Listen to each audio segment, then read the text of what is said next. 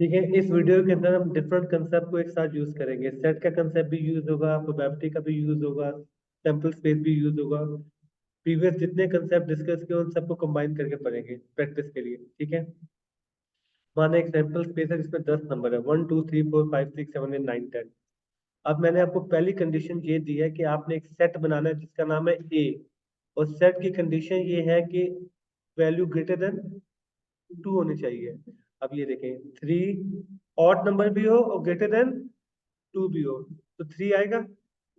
3 5 7 9, ये चार आ गए, तो ये बन गया मेरा सेट ए। सेट ए की रिक्वायरमेंट क्या थी? ऑड नंबर हो ग्रेटर देन 2 हो। कितनी ऑब्जर्वेशन आई है? चार। अभी हमने प्रोबेबिलिटी में पढ़ा था कि m डिवाइड बाई n होता है, टोटल क्या था? 10। और आप जिसमें इंटरेस्टेड है वो क्या है? आप जिसमें इंटरेस्टेड है वो है कि ऑड नंबर भी हो और ग्रेटर देन 2 भी हो। तो वही फॉर्मूला यूज करेंगे, m डिवाइड बाई n वाला। तो आंसर क्या आ जाएगा? 4/10। तो ये देखिए 0.4 कैलकुलेट हो गई। डन हो गया। तो जो हमने प्रीवियस पढ़ा था वही इसको एप्लीकेशन यहाँ पे कर रहे हैं। असलाम साहब, ये लॉजिक क्लियर हो गई? ये 0.4 कैसा है, क्लियर है? तो अगर मैं आपको 10 डिजिट का सेट दे देता हूँ, मैं कहता क्या प्रोबेबिलिटी है कि ग्रेटर देन 2 भी आए और ऑड नंबर भी आए, तो आप कहेंगे 4/10 0.4। अच्छा, अब मैंने सेट बी बनाया। सेट बी की रिक्वायरमेंट है ऐसे नंबर हो जो कि 3 से डिविजिबल हो। तो कौन कौन आएंगे? 3 6 9। सेट बन गया। इस सेट को मैंने नाम क्या दिया? बी। इसकी प्रोबेबिलिटी क्या होगी? बोले, दोबारा बोले। 3/10, 0.3 आ गया। डन। अब बेसिकली मुझे अभी जो हमने थोड़ी देर पहले पढ़ा था, A intersection B, A union B, उसी को डिस्कस करते हैं। अब अगर मेरा ए है 3 5 7 9 और बी क्या है 3 6 9। अगर मैं आपसे कहूँ प्रोबेबिलिटी निकालें ए इंटरसेक्शन बी की, प्रोबेबिलिटी निकालें ए इंटरसेक्शन बी की, तो कॉमन क्या क्या है? कॉमन क्या है? 3 कॉमन है और 9 कॉमन है, तो प्रोबेबिलिटी हो जाएगी 2/10। कितनी हो जाएगी? 0.2। ये किसकी प्रोबेबिलिटी है? ए इंटरसेक्शन बी की जो कॉमन है। अब ये देखें, यही चीज मैंने यहाँ पे सेट पे बना के दिखा दी है वेन डायग्राम के थ्रू। ये 3 9 कॉमन है। अब मेरा सवाल क्या है? प्रोबेबिलिटी कैलकुलेट करें किस किस की? ए यूनियन बी की। किसकी कैलकुलेट करें? ए यूनियन बी की। अच्छा, इसको मैं थोड़ा मूव कर देता हूँ ताकि आपको दिख जाए। ठीक है, अब ए यूनियन बी की प्रोबेबिलिटी कैसे कैलकुलेट होगी? जो अभी थोड़ी देर पहले हमने पढ़ा, probability of A plus probability of B minus A intersection B. अब प्रोबेबिलिटी ऑफ ए क्या था? 0.4। डन। प्रोबेबिलिटी ऑफ बी क्या था? 0.3। 0.4 और 0.3 हो गया 0.7। और हमने ए इंटरसेक्शन बी की प्रोबेबिलिटी निकाली थी 0.2। तो 0.7 में से जब 0.2 लेस करेंगे तो आंसर क्या आ गया? पॉइंट, ये देखिए 0.5 आ गया। डन हो गया। तो यही चीज अभी हमने थोड़ी देर पहले डिस्कस की थी, probability of A union B निकालने के लिए probability of A plus probability of B minus probability of A intersection B कर लेंगे। डन। अब एक और रूल समझते हैं। ए की वैल्यू क्या है? 3 5 7 9। प्रोबेबिलिटी में हमने पी और क्यू पढ़ा था, याद आया आपको? तो ए आने की प्रोबेबिलिटी क्या है? 0.4। तो 0.6 क्या है? ए ना आने की प्रोबेबिलिटी, जिसके हम कहते थे क्यू, याद आया आपको? ये चार वैल्यूज ए को एक्सप्लेन कर रही है। जो रिमेनिंग वैल्यूज है ना, उसका जब हम सेट बनाएंगे उसको हम बोलेंगे एक कॉम्प्लीमेंट। ये बात समझ में आ गई? ए के ऊपर स्टेरिक बना देंगे, एक कॉम्प्लीमेंट बोलेंगे। तो मतलब ये वो वैल्यूज है जो कि ए का पार्ट नहीं है। ये क्लियर हो गया? तो इसका मतलब ये हुआ probability of A plus probability of A complement 1 बनेगा, क्योंकि कुछ ए का पार्ट होगा बाकी सब एक कॉम्प्लीमेंट में चला जाएगा। लॉजिक क्लियर हो गई? तो जिस तरह हमने प्रोबेबिलिटी में पढ़ा था कि एक प्रोबेबिलिटी है जो इसका रिमेनिंग पार्ट है वो क्यू बन जाएगा, उसी तरह यहाँ पे भी हम पढ़ेंगे कि जो एक सेट है उसका रिमेनिंग पार्ट उसका कॉम्प्लीमेंट बन जाएगा। लॉजिक क्लियर हो गई? नेक्स्ट स्लाइड पे आए जी, नेक्स्ट स्लाइड देखते हैं। जी ये देखें, अब ए इंटरसेक्शन बी हमने यही कैलकुलेट किया था 0.2। यही किया था ना? 10 ऑब्जर्वेशन थी, 3 और 9 कॉमन आ गया था। डन। 3 और 9 जब कॉमन आ गया था तो 0.2 आ गया, 2/10 हो गया। क्लियर है? अब ये देखें, ए यूनियन ए कॉम्प्लीमेंट, हमने कहा था probability of A plus probability of A complement 1 होगा। इसका मतलब है ए यूनियन ए कॉम्प्लीमेंट का जब हम सेट बनाएंगे तो वापस से सैंपल स्पेस पूरी की पूरी बन जाएगी। अब ये देखें, पिछली स्लाइड में हमने दिखाया था कि एस किसके बराबर है। हाँ, ये एस दिया हुआ है 1 to 10। अगर मैं ए का वो ए कॉम्प्लीमेंट का यूनियन का सेट बनाऊं तो वापस से किसके बराबर हो जाएगा, एस के बराबर हो जाएगा। तो ये सारी वैल्यूज वापस एक जगह पे जमा हो जाएगी। मजे की बात क्या है, ए और ए कॉम्प्लीमेंट में अगर आप कॉमन ढूंढेंगे कितनी वैल्यूज आएंगी, एक भी नहीं, क्योंकि ए कॉम्प्लीमेंट वही बना जो कि ए का पार्ट नहीं है। तो ए यूनियन ए कॉम्प्लीमेंट करेंगे तो पूरा 10 का 10 वन प्रोबेबिलिटी हो जाएगी, पूरा सैंपल स्पेस दोबारा बन जाएगा। लेकिन ए कॉमन ए कॉम्प्लीमेंट करेंगे तो इसका आंसर क्या आएगा, 0। सेट में कोई भी वैल्यू नहीं आएगी। लॉजिक क्लियर हो गई?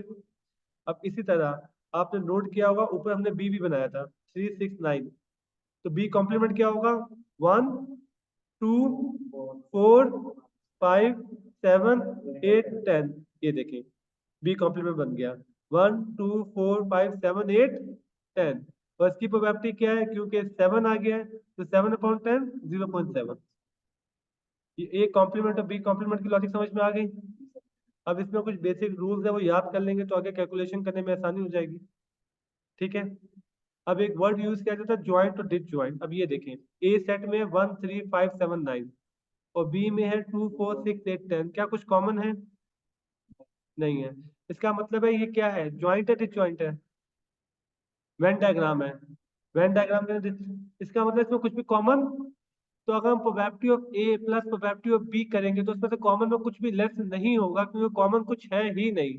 लेकिन यहाँ पे देखें, यहाँ पे कुछ वैल्यूज कॉमन में आ रही है, तो उसको हम ज्वाइंट और डिसज्वाइंट के नाम से भी पढ़ते हैं, स्टार्ट करते हैं। दोबारा से सेट ए बनाएंगे, दोबारा से सेट ए। उसका क्राइटेरिया सुने, ऑड नंबर हो, लेस देन 11 हो, क्या क्या आएगा, 1 3 5 7 9। कितनी वैल्यूज आई हैं, 5 चाहिए, तो प्रोबेबिलिटी ऑफ ए क्या निकलेगी, 5/10 0.5। बी क्या है, लेस देन 11 हो, इवन नंबर हो, 2 4 6 8 10। इसकी प्रोबेबिलिटी क्या आएगी, 0.5।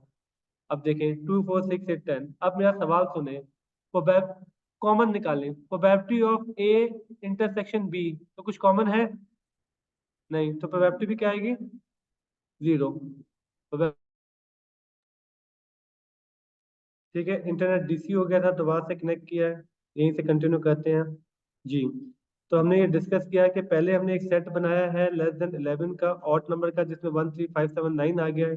फिर हमने एक सेट बनाया 2 4 6 8 10 का, डन, इवन नंबर। तो probability of A intersection B हमने कहा था 0 है, क्योंकि ए और बी में कुछ भी कॉमन नहीं आ रहा। लेकिन मैं probability of A union B निकालूंगा तो वो 1 आ जाएगा। और अगर मैं सेट बनाऊंगा दोनों का तो वापस से सैंपल स्पेस बन जाएगी, सारी की सारी वैल्यूज दोबारा आ जाएगी। क्लियर है? अब मजे की बात है, ये तो डिस ज्वाइंट में था, अब हम क्या कर रहे हैं, ज्वाइंट। अब देखिए, ये कॉमन आ गया है, ये बात हम ऑलरेडी पढ़ चुके हैं, लेकिन यहाँ पे रिपीट हो जाएगी। यहाँ पे अगर हम probability of A plus probability of B करेंगे तो इसमें से कॉमन वाला माइनस होगा। अब ये देखें, ए क्या है, 5 और 10। ए का क्राइटेरिया कहता है ऐसे नंबर जो कि 5 से डिवाइड होते हो। तो 5 डिवाइड होगा, 10 डिवाइड होगा, 5 और 10 आ गया तो इसकी प्रोबेबिलिटी होगी 0.2। दूसरा सेट बी क्या है, इवन नंबर, 2 4 6 8 10। इसकी प्रोबेबिलिटी होगी 0.5। अब मुझे निकालना है probability of A intersection B. A intersection, तो देखिए ये 10 कॉमन है तो हो जाएगा 1/10। तो ए इंटरसेक्शन बी की प्रोबेबिलिटी आएगी 0.1। कितनी आएगी? लेकिन अगर मुझे निकालना है probability of A union B, तो फॉर्मूला वही वाला, probability of A plus probability of B minus probability of A intersection B.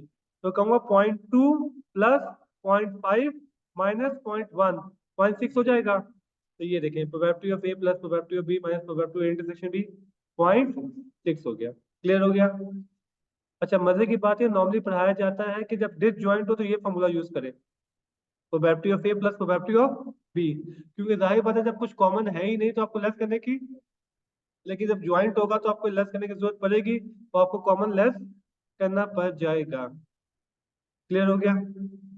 ये सारी बातें हम ऑलरेडी पढ़ चुके हैं, रिवीजन हो रहा है। ठीक है, आगे चलते हैं अगली स्लाइड पे। जी, अब ये थोड़ा मजे का है। ए क्या है? <5 वाले नंबर क्या क्या आ जाएगा? 1 2, प्रोबेबिलिटी क्या आएगी? 4/10, 0.4। ए कॉम्प्लीमेंट क्या होगा? ठीक है, वही सारी बातें रिपीट हो रही है। तो ए प्लस ए कॉम्प्लीमेंट मतलब ए यूनियन ए कॉम्प्लीमेंट 1 के बराबर हो जाएगा। बोले? अब मजे की बात जानते हैं क्या? ये देखिएगा, प्रोबेबिलिटी ऑफ ए किसके बराबर होगा? Probability of A intersection B plus probability of A intersection B complement. क्या मतलब इस बात का? ए की जो टोटल प्रोबेबिलिटी है, अगर हमें ए की वैल्यूज नहीं पता कि ए के अंदर कितनी वैल्यूज है, पर मुझे ये पता है कि ए कितनी वैल्यूज बी के साथ शेयर कर रहा है, और मुझे ये पता है कि ए कितनी वैल्यू बी कॉम्प्लीमेंट के साथ शेयर कर रहा है, तो उन दोनों को सम करूंगा तो टोटल ए आ जाएगा।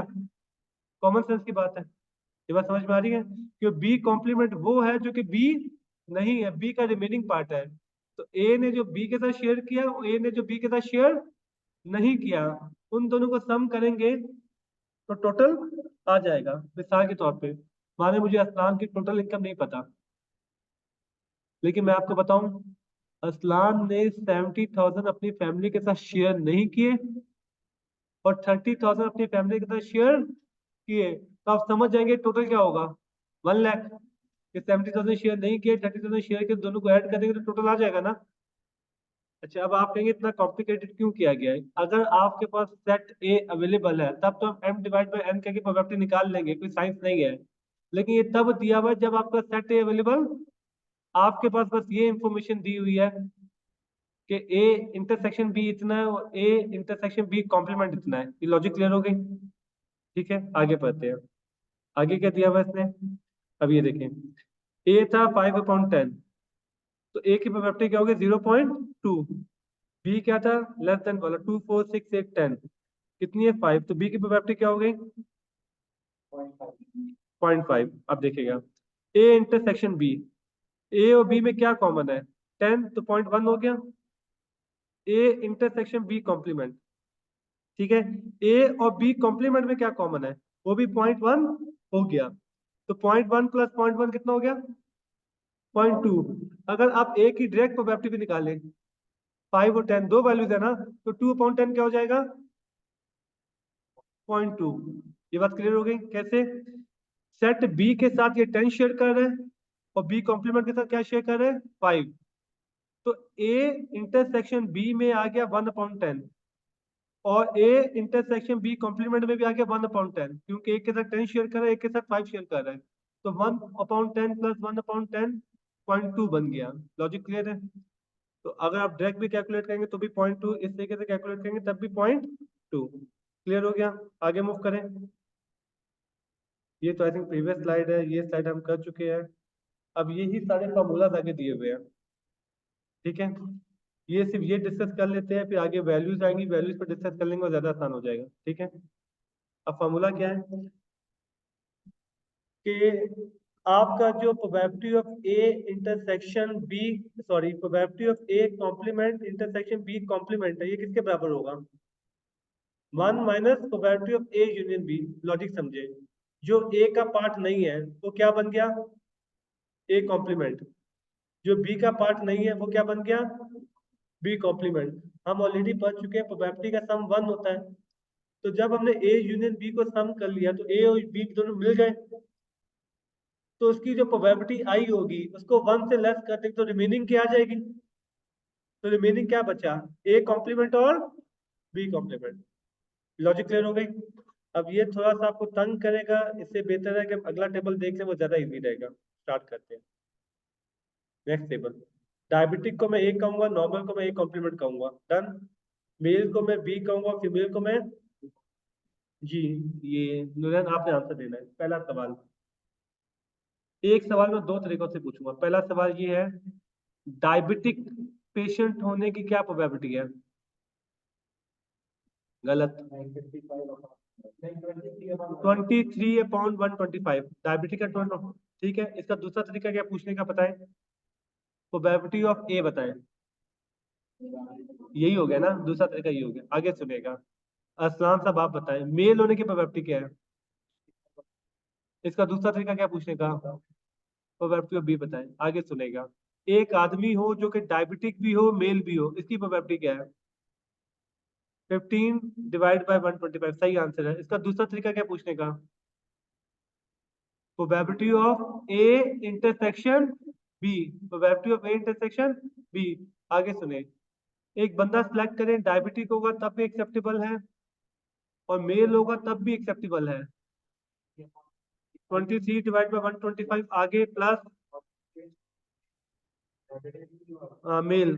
55 डिवाइड बाय 125 माइनस 125। इसका दूसरा तरीका क्या है? Probability of A plus probability of B minus probability of A intersection B.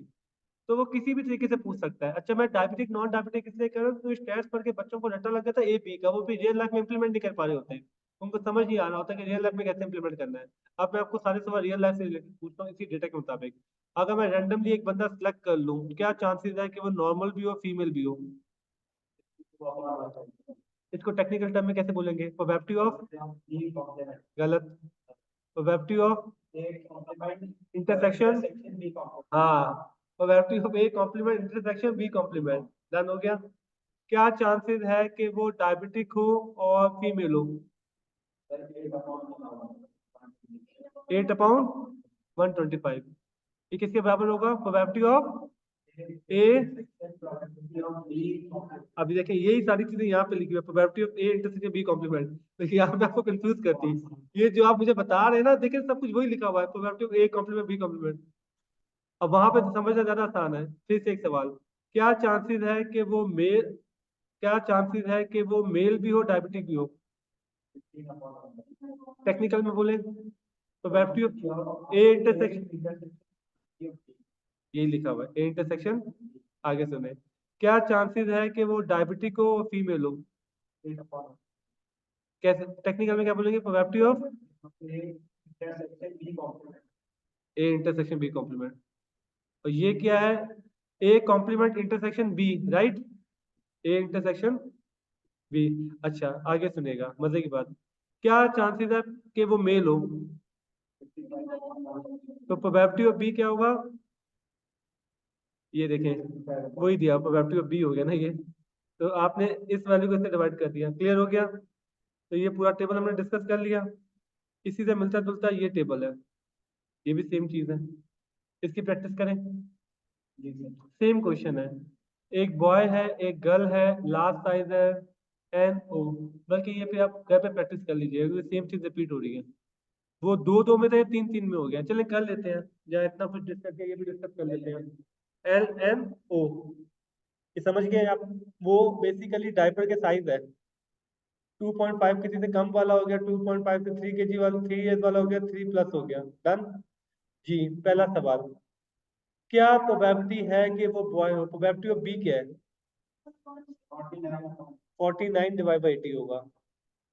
हाँ, बॉय हो। क्या प्रोबेबिलिटी है कि वो गर्ल हो? ठीक है। अब मुझे अपने टेक्निकल टर्म में बताना है। अगर मैं 22 डिवाइड बाई 80 कर दूं, अस्लान सर टेक्निकल टर्म में से क्या बोलेंगे? हाँ, प्रोबेबिलिटी ऑफ एन इंटरसेक्शन जी हो गया, ये बोलेंगे। सही है। प्रोबेबिलिटी ऑफ एन, ये नहीं probability of N intersection, probability of G नहीं, probability of N intersection G. अच्छा, इसको आसान जबान में समझाएं, एप्लीकेशन क्या है? ये प्रोबेबिलिटी किस चीज की आ रही है? कि 2.5 से 3 साल की उम्र भी हो और लड़की भी हो। अब मैं आपसे कहूँ, क्या चांसेस है कि मेरा 3 साल से बड़ा भी हो, बेटा भी हो, लड़का भी हो? 10/80। ये बात समझ में आ गया। ये डेटा मेरे पास आ जाएगा तो मैं भी प्रिडिक्शन भी कर सकता हूँ ना कि पाकिस्तान में इतनी परसेंट पॉपुलेशन ये है, इतने परसेंट पॉपुलेशन ये है। तो ये प्रोबेबिलिटी भी कैलकुलेट कर रहा है, आपके डिस्क्रिप्टिव एनालिसिस भी ड्रॉ करके दे रहा है। डन हो गया। तो हमने प्रोबेबिलिटीज, यूनियन, इंटरसेक्शन, कॉमन, ये सब डिस्कस कर लिया। खत्म करें इस टॉपिक को।